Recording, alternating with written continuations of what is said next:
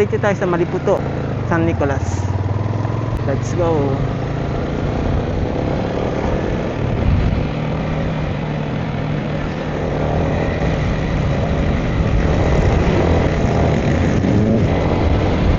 Pansin ko, humihina ang signal ko at hindi ko na rin matrack ang lugar na aking pupuntahan.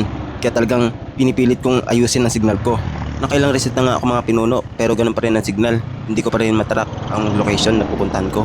Hanggang sa naisipan ko mga pinuno, kasama ko nga pala si Magta. Si Magta lang ang tanging pag-asa natin mga pinuno. Kaya kailangan hindi tayo mahihiya. At ito nga, nakita ko si Kuya.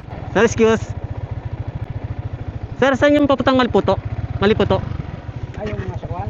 Maliputo po, Maliputo. Oo, yung kuhan. Tatawid pa kayo dyan ng tulay, lulusong pa kayo dito.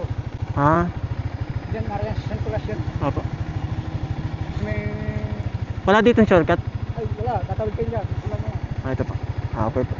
Thank you, sir. Tapos kasi lang ako yung papayan. Tapos dito yung music, lapit sa music. Ah, thank you po.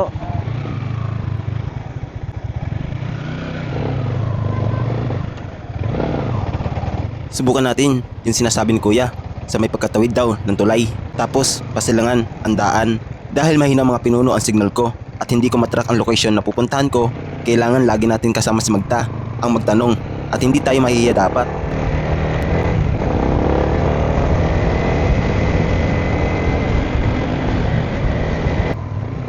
Ito na siguro yung sinasabing tuloy ni Kuya at meron ditong daan pasilangan.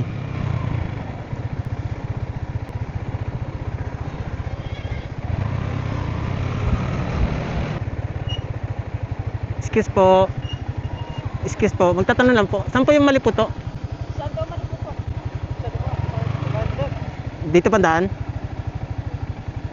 Hindi mo alam, hindi makatrito. Dapat doon kayo sa kabayan. Ah, dito po. Dapat kayo diyan. Tapos pagkatingin doon sa kuhan.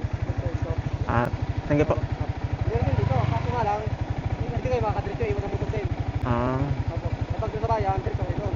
sige po. Tapos, Thank you po. diba?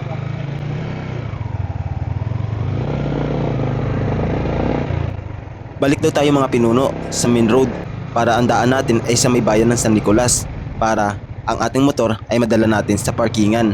Hindi natin iiwan kung saan.